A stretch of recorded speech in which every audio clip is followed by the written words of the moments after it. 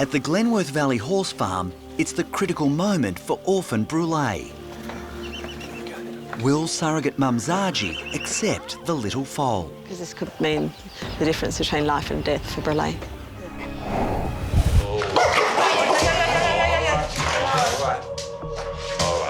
Am I scared? Are you kidding? I'm bricking it. And every instinct is saying, keep your distance. But then I look at Sharon and Amy and I see their faces just literally saying, please help us. You are our last chance. Here we can see that the fungus has invaded all the way up her nose to her sinus and now has entered her brain as well. There is a chance that she will die from this. And, you know, the best thing we can do is start treatment straight away.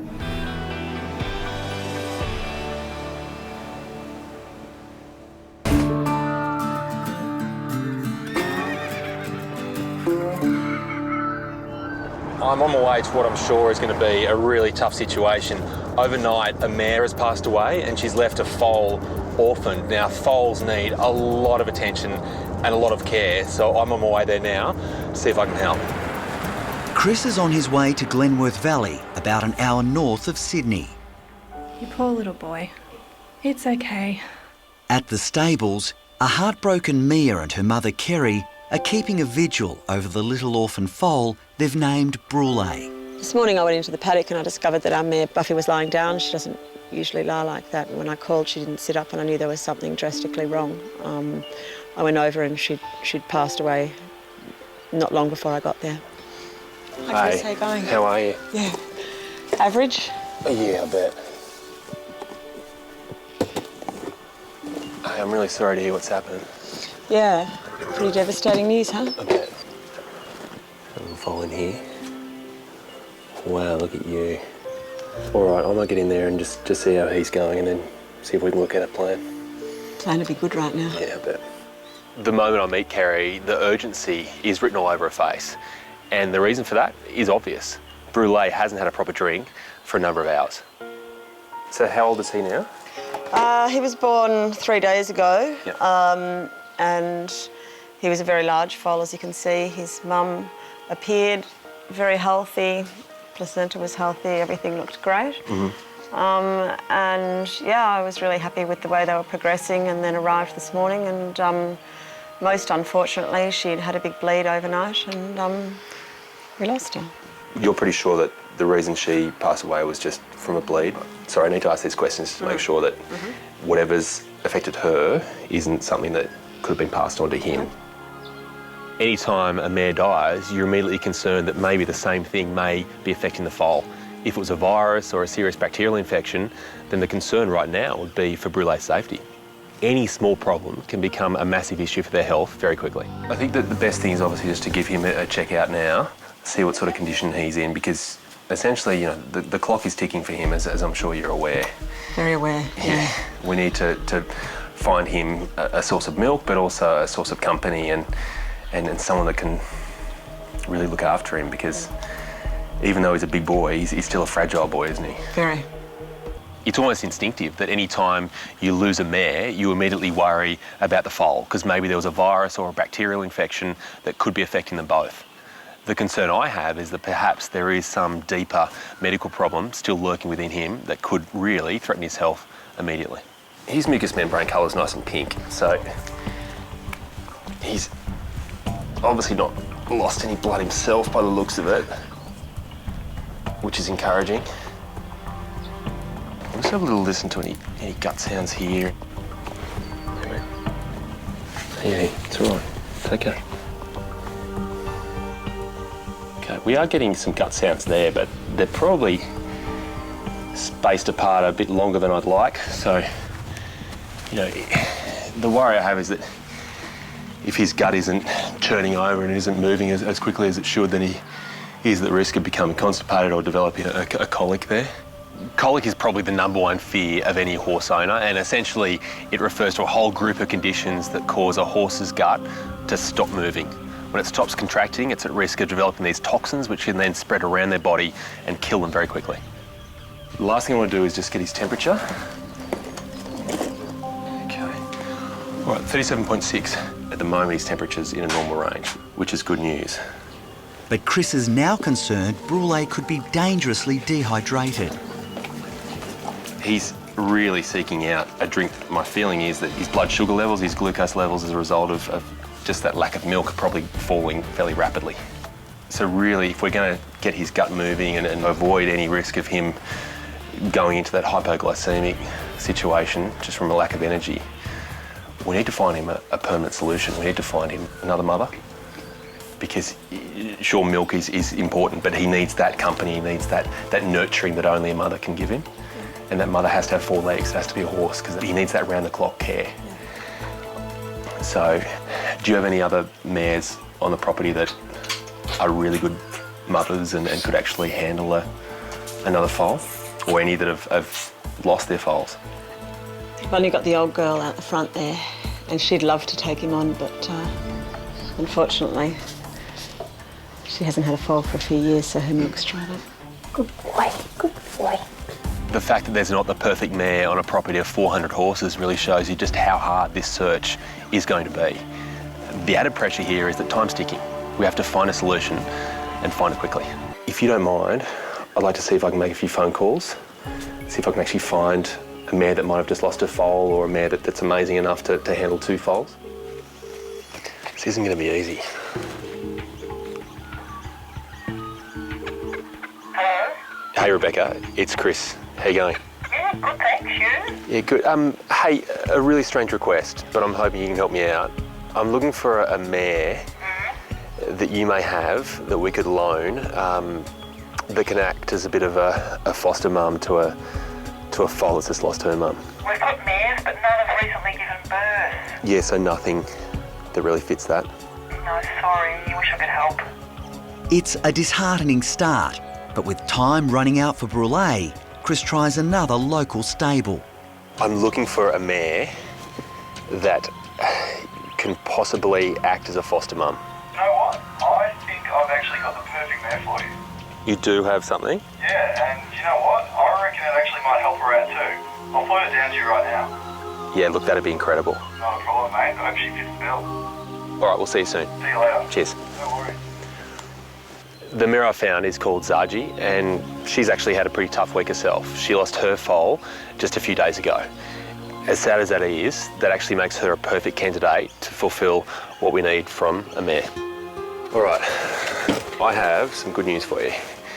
So we found a mare. She's lost her foal just recently. The foal was a little bit older than Brule, but she's still got plenty of milk, and she's on her way right now. Yep, great. Thank you. Right now, it's probably all too easy to get excited and assume this is all problem solved, but it's so far from that.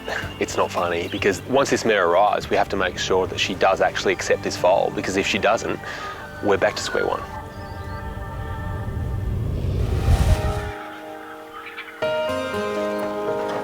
How you doing? Sorry, I'm Chris. Steve. How are you, Steve? How did you travel? Yeah, really well. Yeah? Chris is about to get his first look at the mare he hopes will be able to save 3-day-old Brule. Good girl. Easy girl. There we go. Feel your way, that's the way. Good girl. Zaji has been floated in from a nearby farm. She lost her own foal 3 days ago, and Chris is anxious to see if she can become a surrogate mum to orphan Brule. Good boy, good boy. Now that we have a mare, it's so easy to think that it's all problem solved, but unfortunately, that is far from the truth. Been through a lot, haven't you? Yeah. Every moment of this introduction has to be perfectly stage managed, because if one part goes wrong, the whole arrangement flies out the window. It just won't work. Zaji can't be introduced to Brule just yet. Yeah, it's all right. It's okay. She's agitated from the trip and needs to be walked. And Chris has an urgent job to do, starting with a bucket of the mare's urine. Brule's obviously had a pretty tough time, but this is probably the last thing you think he needs, but it could be the best thing for him. This urine will actually be used to disguise the scent of Brule, so hopefully Zaji accepts Brule as being her own foal. So we're essentially going to cover him in urine. Unlike us, horses use their sense of smell as their primary sense. So how Brûlée smells will form 90% of our mare's judgment over whether this is her foal or an imposter. How's that? How's that? It's been a tough day, hasn't it? They won't get much tougher than this. But you still want to do that. Okay. You won't want to do that after this. The next indignity for little Brûlée is a liberal coating of Zaji's faeces. So I'm just trying to target the spots that Mum is most likely to smell. By doing all this, we're trying to fool her into thinking that this foal is somehow part of her because it has her smell. And if it smells right, maybe it is right. So I think it's probably time to start to get our mare prepared for the big introduction. There are horses out there that do this for a living. They are professional foster mums. But you've got to remember, Zaji has never done this before. To minimise the risk of Zaji kicking or seriously injuring the foal, Chris is giving her a sedative. Little prick here. The whole idea here is to help her relax and really focus on being open to being a new mum. Yeah, good girl. She does it. Now that she is looking relaxed, we can lead her up to the yard, and that's where our introduction is going to take place. Yeah, good girl. Up until this point, we focused a lot on Zaji's sense of smell, but she is still going to use her eyes to look at the foal and realise, hey, that's not mine. So we need a blindfold. Ready to roll? Yeah, we are. All right, let's go. All our plans are now in place, but really the most crucial part is the next few minutes, because that decides whether Brûlée has a new mum or stays an orphan. Will surrogate mum Zaji accept the little foal? Go right in. She's calling in. Go for it, yeah. The real danger here is that if Zaji truly rejects Brûlée, she'll let him know about it, and she'll do that by kicking him. And a kick to him in the wrong place, it could be fatal. Owner Kerry knows that Brûlée's future depends on the foal being able to suckle. Okay. You just find it there, the one. You find it. I'm feeling very nervous because this could mean the difference between life and death for Brûlée. Yeah. It's all right. He's here. Your baby's here. It's okay. It's okay. The baby's here. This is clearly the critical time. They're giving each other little sounds. They're clearly aware of each other's presence, and there's no sign of aggression yet. It's okay. Just let him feel around there.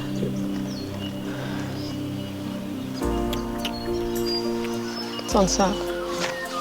She's drinking off the mare. Brilliant. Brûlée dives straight for the udder. That sound of him suckling is right now the sweetest sound of all. Isn't she a beautiful mare to do that? It's great. Like Brûlée, Kerry's had to be incredibly brave just to get through today to what we hope would be a positive outcome. Now we've seemingly got that, the emotions all become too much. Oh, God, I hope he lives. You're right. Yeah. All right. Big day, huh? I was trying to have a little cry by myself, but that's all right. An amazing moment. You could search high and low and not find a compatible mare, and we've been fortunate enough, lucky enough and thankful enough to find a mare that loved him, and he loved her back straight away.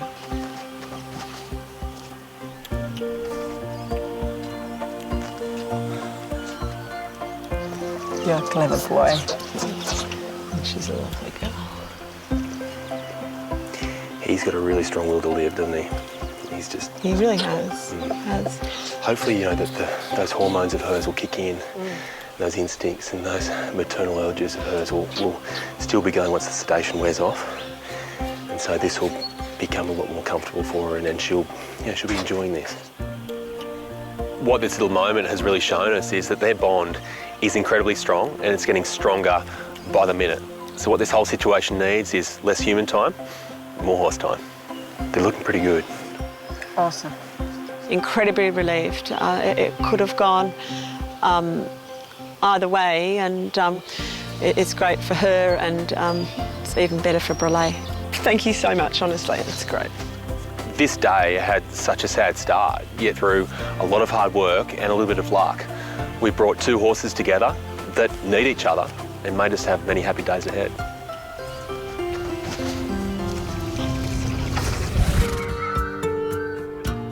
It's my beautiful boy. It's been 4 weeks since Chris's emotional rescue mission to save the life of a struggling little orphan foal named Brulee. Hi. Hello. Well, this is a good sight. Isn't it ever? Just absolutely inseparable. Just a few weeks ago, due to a really desperate situation, we took a big chance on a mare that I really didn't know, in the hope that she would take to a little foal called Brulee. They may not be blood relations, but you wouldn't know it. She's a great teacher as well. It's more than just physical. It's got to be emotional as well, and then that connection. Absolutely, it does. Is really giving him so much security, and for her, she lost her foal. Yeah. So she feels complete again. Yeah, I think that's why it has worked so well. It has been a miracle for us. It's been very surprising, and we're ever so thankful for the gift of Zaji. It's been amazing. What I've learned is that you're doing a great job, and these guys have got it all sorted. Oh, thank you. With your help. Thank you. I played a part, but You played a big part. there are many more beautiful things than looking at that. No, there really aren't. This relationship just shows you that you can never give up when it comes to animals, because out of the greatest darkness here and the depths of despair has come this incredible bond that right now seems unbreakable. Oh yeah, looks pretty good. It says it, doesn't it? Well, I think it's got to say it today. Be calm. Who's that for? Well, it's for you, really. It's for our lovely Digby that's coming to see us today. In Isleworth, southwest London, Scott, nurse Nathan and receptionist Elle are putting up a brave front as they prepare to meet a new patient. And do I get any danger money for this? Nothing to worry about at all, Yeah, Nathan. teddy bear. Teddy bear. Don't worry about it, Nath. Here we go. They're looking nervous. I'll hold up the sign. Hello. Hi.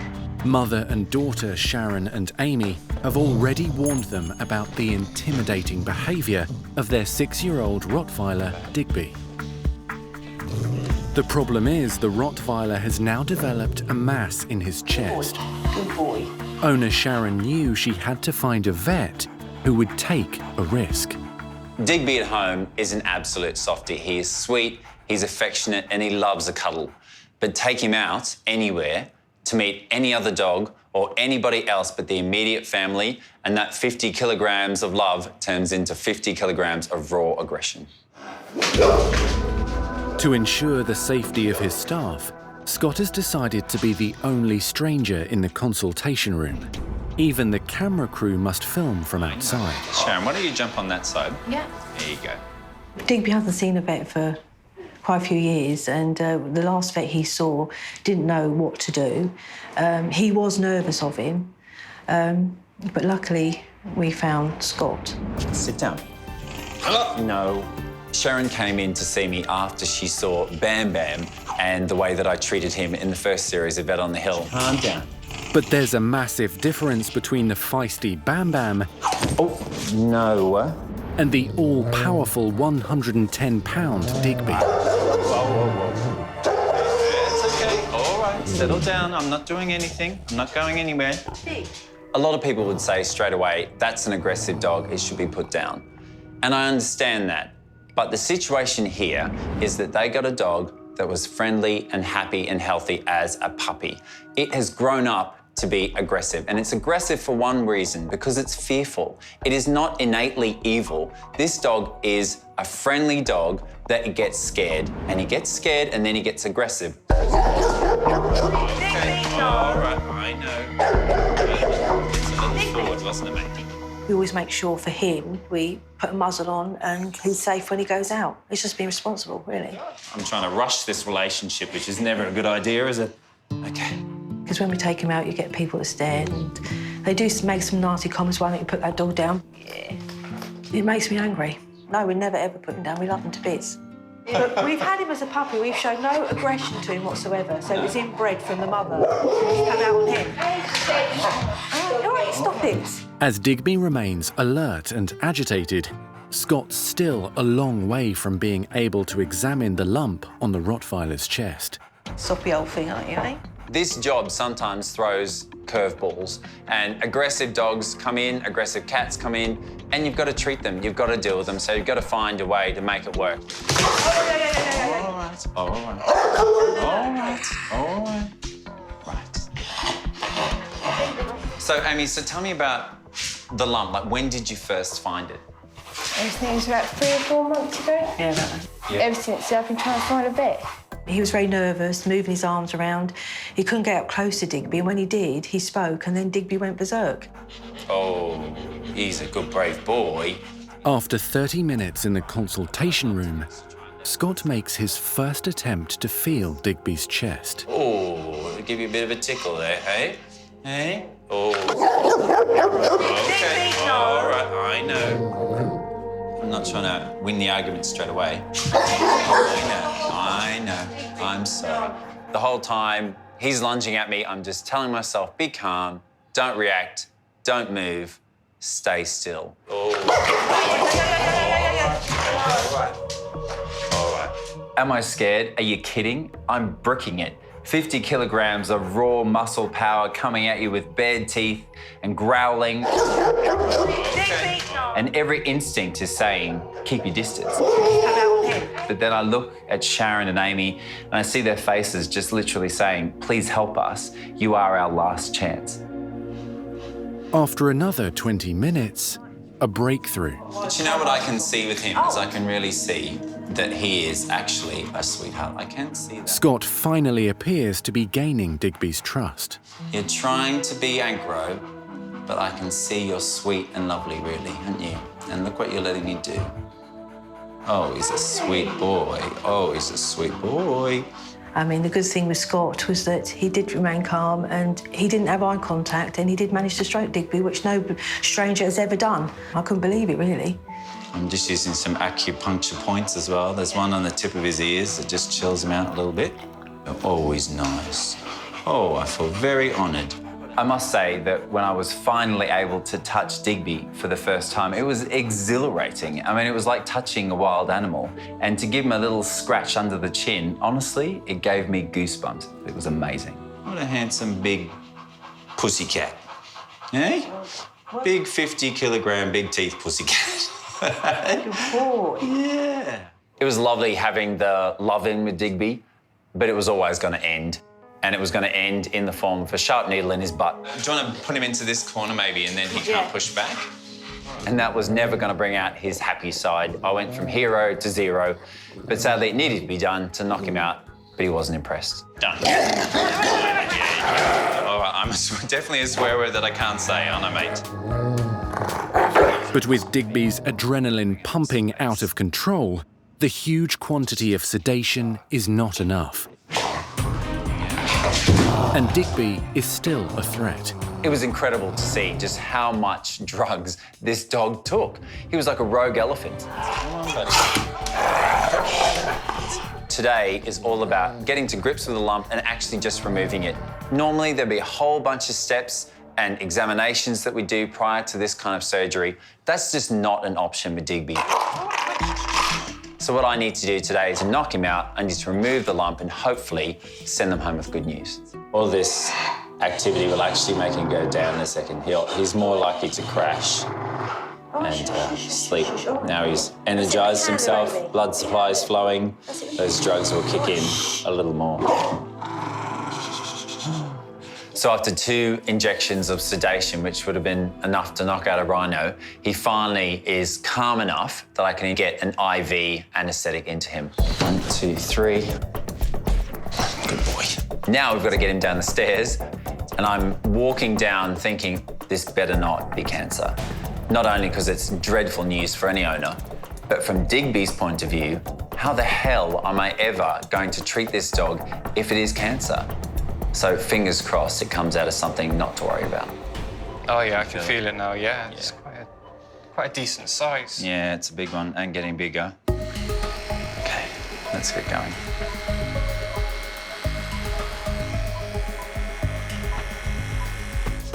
Okay.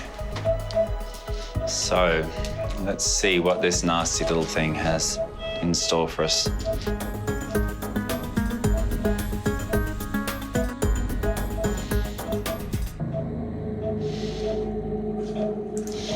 So now I'm just going underneath, just see what I find.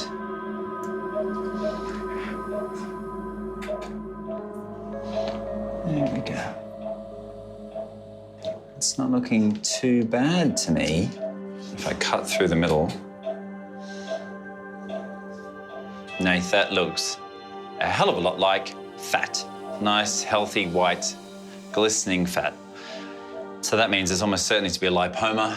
Nothing to worry about, which is great news for Digby. Mate, you don't need any more vets, do you? No. Straight away, I think Sharon and Amy are going to be over the moon. They're going to be so happy. I mean, this is their boy, this is their love. And the fact that this is one surgery that we can perform, we can fix the problem straight away, and he potentially doesn't need to come back and see me, is good news. Okay, good boy, that's it. All done. Digby will now sleep off his anaesthetic in the recovery room, but Scott remains wary. Right, he woke up very quickly, and I'm going to exit. Upstairs, Sharon and Amy are waiting for the verdict. Hi, guys. Hi, Scott. So, you look very expectant and very worried, but in fact, it's all good news. It looks like a fatty growth, which is called lipoma, which is really good news. I should be seeing smiles. Should be seeing smiles. You happy? It is good news. It is good news, isn't it? I'm glad. It's nothing to worry about. I've put sutures that don't need to be removed. So literally, it's a case of taking him home and hopefully living a happy and healthy life.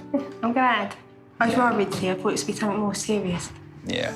But I can see he's definitely got a kind heart in there. He's just quite misunderstood. He's a lovely dog. He's fantastic at home. Without him. But I'm just really glad that I've been able to hand back your beloved dog with my 2 hands intact. That's quite nice. That's a plus side. And without a lump on his chest. Yeah. It means a lot for what you've done. There's no other vet that would actually see him. Oh, thank you. That's very kind. Thanks very much. You're perfect. You're a perfect vet. Oh, thank you. That's so sweet. Oh, thanks. Well, that honestly means a lot. Got me choked up a bit there. Lovely, thank you. No, I don't think I'm anything special. I'm literally just a vet doing his job, but I'm glad that she was happy. All right, so he's just through here. Scott's going to feel even happier when Digby's on his feet and walking out the front door. Digby, baby. Digby, sweetheart. But he's definitely leaving that assignment to the immediate family. You got a softie, really. I think many people might find the fact that I treated Digby controversial. People might say that I shouldn't have given him any treatment at all. He's aggressive and he should have been put down. Good job. All right, ladies. Well, I would say to those people that he is a much-loved member of Sharon's family. They adore him, but they know that he's got problems and they've put steps in place to ensure that he's safe and everyone else around him is safe also. So I would say to them, I'll look after Digby and you look after your own dog. All the best. Bye, diggers. Oh, man. Good boy. That'll take it out of a vet, that will. Jeez. Oof. Oh, good boy, good boy. Come on. I'm on my way up to Newcastle to see the family, but before I get up there, I really wanted to make a special stop off. I got a letter from a girl called Jess who's got a dog who's not even 2 years old yet, called Boris. He's had some really serious troubles. She sounds pretty desperate, so I'm really hoping I can help out in some way. Good guy. We're getting to know each other, are we? Huh? Boris was born with a cleft palate, a genetic deformity which leaves a dangerous hole between the roof of the mouth and the softer palate behind it. Is it true? Are you a tough guy? You've had to be a tough guy, haven't you? Puppies born with this affliction are normally euthanized immediately. That's exactly what would have happened to Boris if vet nurse Jess Warby hadn't stepped in. It was quite stressful. A lot of us didn't know if he would survive. We had to put a tube into his stomach every 2 hours to inject milk to feed him, and it was touch and go. It's okay, buddy. It's okay. He would have had quite a few infections, I'd imagine, along the way. He gets them quite regularly. Just from the food pushing up into his nasal cavity and carrying bugs. In his short life, Boris has endured 7 operations. He's had ear cartilage harvested to try and fix the hole. That didn't work.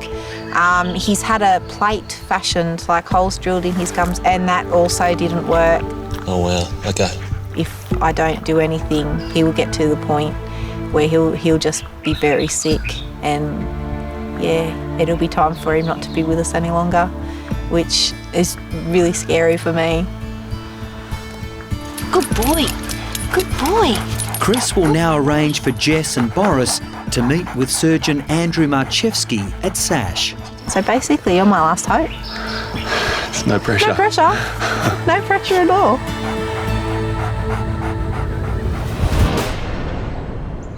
Very excited, aren't you? Yes.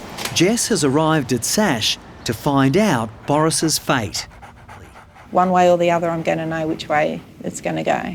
So, scared in case it's not good news. He's my life. Surgeon Andrew Marchevsky and dental expert Nadine Fiani are the team in charge of Boris's future. Wow, it's quite the hole. 3D scans show Boris's condition is much worse than anybody expected. He's got a loss of bone basically from his nose all the way down to the back of his throat, but it's actually probably about twice the size of the actual hole that we can see. We're going to have to be creative and radical to try and get this closed. We've got to give it a red hot go. In all honesty, I think what we could do is actually extract these teeth, so we might have to stage the procedure. It will be the first time this groundbreaking surgery has ever been attempted in Australia. What we'll do is extract these teeth, Take these out. Take them out. Take them right out. Once that all heals, it'll allow us to have an extra centimetre of tissue that we can close up with, and a centimetre goes a really long way in the mouth. Well, I think we can do something. You do? Really? Yeah. It's not going to be easy, Okay. and it's going to take a while, Okay. and it's not going to be one procedure. Okay. I think we can do it. You think you... I think we can do it. Well, that was more than I was expecting to hear. I've got to tread very carefully with this because Jess has come here with high hopes and low expectations, and I don't want to give a false hope. It's nice to get an opportunity to get something as bad as this sorted, so. You say that now. You don't know what you're getting into. Thank you so much. All right, Jess. Thank you. This is his last chance. If we can't do this now, it's not going to get done. So it's going to be tough. It's a big decision. They just need to raise so much money, and that's why I'm heading up to see them again today. They've got their local doggy day out on, and I'm hoping I can lend a hand with some of the fundraising. Should be fun. It's in money for Boris to have an operation. Yep. Good. They're $1 each or $6 to $5. In New South Wales Hunter Valley, Jess is hard at work selling raffle tickets. How are you? Hey, Boris, it's a big day, buddy. It's a big fundraising day. We're raising plenty of money with kisses. Is that what you're doing? Is that how you're doing it, is it? Huh? Hopefully everyone understands it's for him and he can stay with me forever then, instead of just a short time. Who wants to buy a raffle ticket? Yep. I'm already going here. $1 each or $6 or $5? Yeah, I'll get you some change. I'd like to donate $20. Yeah, oh, good on you. Thank you. For a kiss. For a kiss. Who gets the kiss? Is it? Do I get the kiss or you? There you go. Easiest $20 I ever made, or Boris ever made. Happy birthday, Boris! Happy birthday, Boris. There's another reason to celebrate today. It's Boris's 2nd birthday. Hip hip. Hip hip. And right now, he has no idea what lies ahead.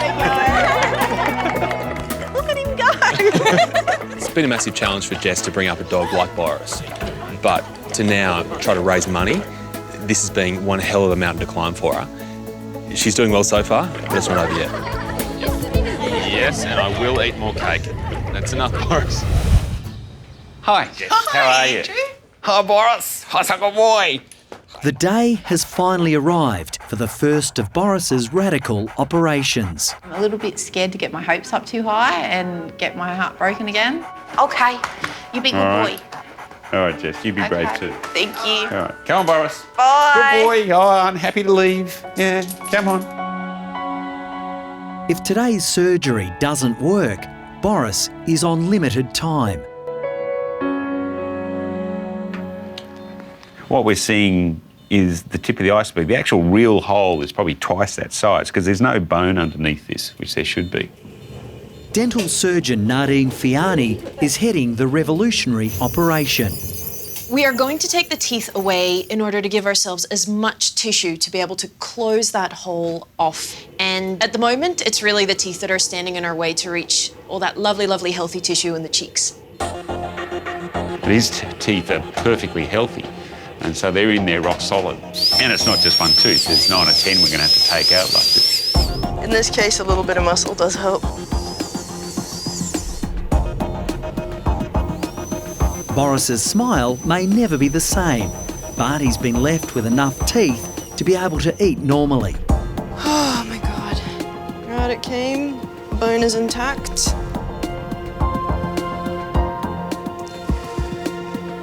Okay, so that was the last one. I am absolutely thrilled with how everything went today. There were definitely difficult extractions, but I think we got everything out and we managed to conserve as much bone as possible. And that's the most important thing because that's going to be our scaffold next time. Basically, we've done half the job now. The really important part's what we've got to do in a few weeks' time, and that's actually close the hole. Up you go. Which puts a bit of pressure on because it's not fixed yet. I'm sure Jess knows this is her last crack at it, and it's Boris's last crack at it as well. Papa! Hi, Boris. Hello! Say hello to your mum. Come on. Out you come. Oh, Papa! Yeah, a month to wait. Means one more procedure. One more. Fingers crossed. If this fails, we're done. You know, we can't do anything else. Oh, good boy. You're pretty keen. Hello. Hi. How are you? Good, how are you? Good to see you. Good to see you You know, again. this should be the last time. I hope so. No offence. It's 3 weeks since Boris had 10 teeth removed in readiness for today's final and most important surgery. Last night in bed, I might have had a few little dark thoughts about the what if and if something goes wrong, but we've fought too hard and he's fought his whole life, so he's here against all odds. Come on, buddy. Bye, Bubba. No, you need to go. You gotta go, buddy. Come on. Be good. Come on, Boris. Be Come on, good. buddy. Come on. This is the last chance to fix the dangerous hole in his mouth. The tricky thing about today is that it's not like 95% of the work has been done and we're almost there. This is the hardest operation, the trickiest operation, and the operation that's probably most prone to failure. Yeah, Nadine kept it quite quiet, but this hasn't been done very often. Did you? I did, yeah. Yeah. Sorry, I'm quite nervous about it. Boris has had so many different operations and so many different people along the way trying to help him out, but the situation has now become so desperate. We're having to do an operation that's never been done in Australia before, and it's only the second time in the world. And we've just undermined all that tissue so we can then just flip it across and just go over the hole there. And then we'll be able to suture that to the bone on this side, and then we'll suture another flap of tissue over the top of that.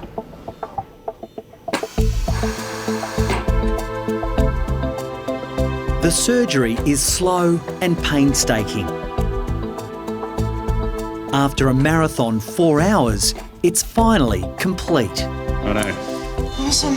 We're done. Well done, guys. I was going to say, I had my doubts, but it's, in terms of how it would look, but it's... You little face. It actually, Brown. it looks very good.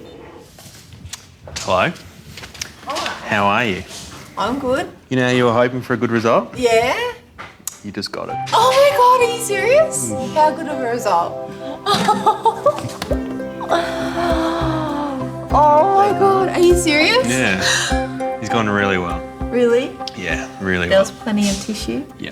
Oh my God. It's taken a lot of work from a lot of people to get to this moment, but honestly, the only thanks any of us needed was to see Jess's face. Oh, I can't believe it's all done. It's all done, it's all over, and it's good.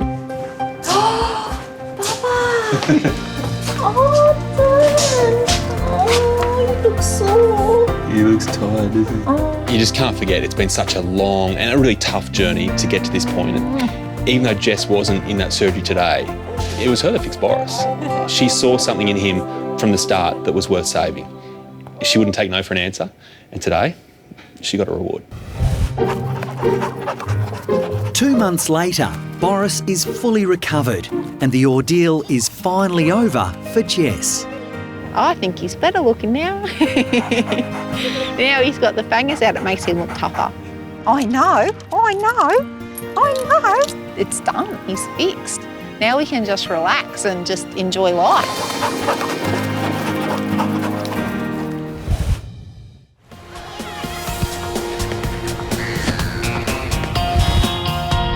Okay, don't worry. Good girl. Cleo, a champion pedigree border collie, has arrived at the Bondi Referral Hospital SASH, suffering from a mystery condition. She's got a discharge from her nose all the time. She licks her nose all the time and it doesn't look right.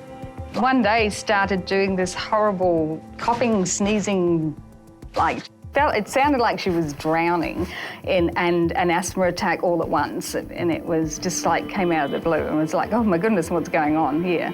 All right. Hopefully it'll be a good visit today, little girl. Do you want to have a look at my phone? I've got some few photos on my phone. Proud owners Fiona and Kevin have plenty of brag photos of their national flyball star. Cleo lives for flyball. It's her whole world. She's obsessed with it. For her not to do flyball, it would be really hard for her, really hard. How long has it been going on for?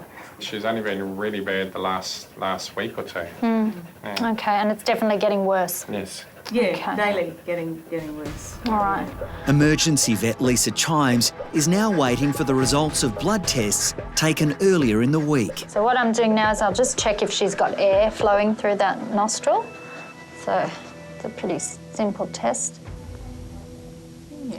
And that's good. She's got airflow going through both nostrils. That's one good sign.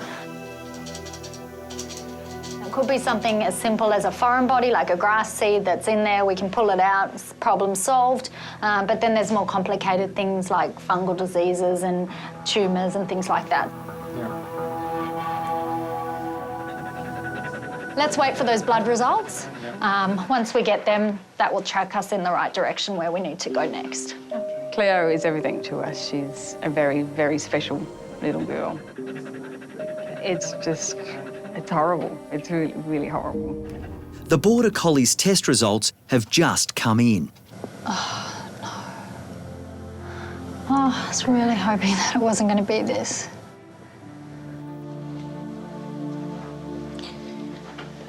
Okay. Unfortunately, it shows a very high level of infection called cryptococcus, which is a fungal infection, a very rare fungal infection. Cryptococcus is such a rare disease that on average SASH only sees 2 cases a year. It's found in pigeon droppings, it's found in hollowed trees. A lot of the time we don't actually know where it is. It's an infection that any dog can get. We'll never be able to say that you can prevent an animal from getting it. It's just one of those things that it's bad luck. The next step would be to do a CT scan. Okay, so what we do with that is we can look at her brain and we can look at how aggressive this infection is. In some rare cases, it can spread to the spinal cord and it can spread really all over the body. And is it fatal? Well, it depends on where it is, okay? Generally, if it's in the nose alone, the chances of recovery are a lot better than if it's been spread to the rest of the body, particularly the brain. We'll get that scan done. Yes, you will. Cleo will now be given a CT scan to find out if the infection has spread. Hopefully everything will be all right. Why Cleo? Why? Yeah, there. That's right. I mean, it could happen to anyone, I suppose. Fiona and Kevin just cannot believe how unlucky they are, and we have no answers. It's just lottery and it's bad luck. All right, we'll give you a little injection now and you go to sleep. Yeah. There you go, Cleo. There you go. All right. So we've got the images loaded, so her CT scan images. So I'm walking Kevin and Fiona through to show them the scans. It's just something that's going to be really difficult. Here we can see that the fungus has invaded all the way up her nose to her sinus and now has entered her brain as well. Well, knowing that it's in her brain, is there going to be any effects that we're going to Well, without treatment, it will get worse, and eventually it will affect the rest of her brain and cause neurological problems. It's a lot of unknown. So do you think it's curable, or will we be able to fix this? I think we have a good chance of fixing it because we've got it early, but there is a chance that she will die from this. And, you know, the best thing we can do is start treatment straight away. So what we'll do is Cleo will go on medication for several months, and then we're going to be monitoring her with blood tests, and it's the next blood test that's going to be really vital. It's really quite unbelievable how she can pick up such a weird thing just from sniffing the ground, like all dogs sniff the ground. Really scared, really scared. I just don't want to lose her. Don't want to lose her. Cleo, come on, let's go. Good girl. Okay, so we've got the medication. I'm really, really hoping that this is all it takes, okay? I really, really hope that what's in this bottle is going to be the reason that Cleo gets better, because if it doesn't work, she's going to have more invasive treatment, and there's a chance she may not survive.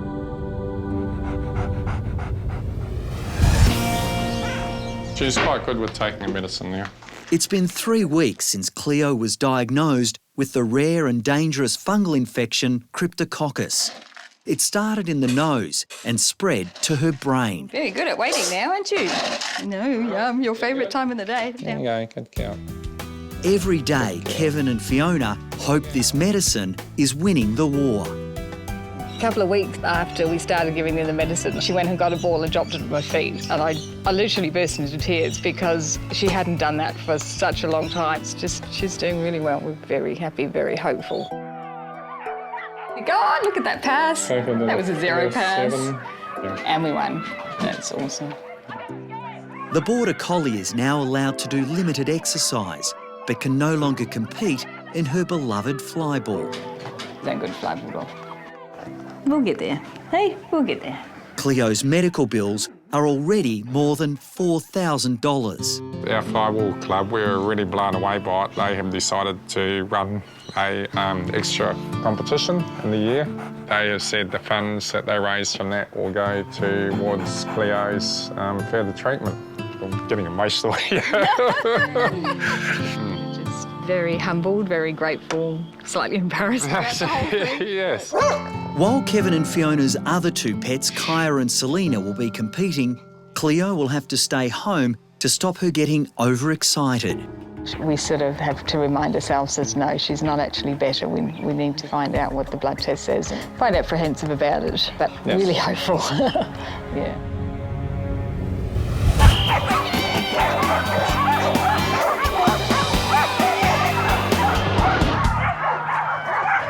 This sounds like the right place. Lisa has arrived to support the Caring for Cleo fundraiser. It's a huge turnout of teams from Sydney and Canberra, and all the proceeds will go to covering Cleo's medical expenses. I wish Cleo was here soon. Yeah. Hopefully. Kevin and Fiona's 2 other family members are eager to race for Cleo. Fiona's in there with Kaya, getting so excited. Woo! It's just a great spirit round here. Gotta get that ball! Get that ball!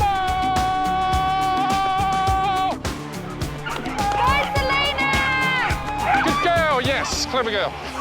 Even though Kevin and Fiona are smiling and really enjoying themselves today, you can tell that their heart's not totally here. Their thoughts are back home with Cleo, who's home by herself. She's recovering. She's not strong enough to be here.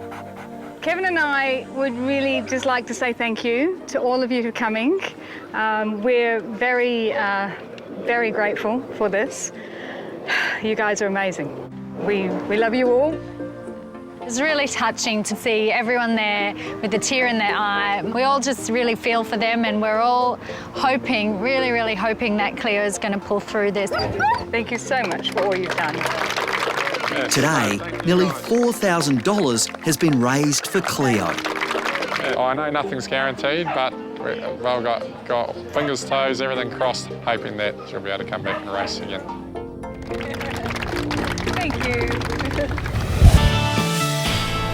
You're happy to be back here. Yeah, you are happy to be back here. Fiona and Kevin are back at Sash for Cleo's all-important blood test. There we go. They're hoping several weeks of oral medication will have helped the Border Collie defeat the Cryptococcus disease. Nothing to stress about. You'll be good. Good girl. Hello, how are you? And how are you? How are you doing, pretty girl?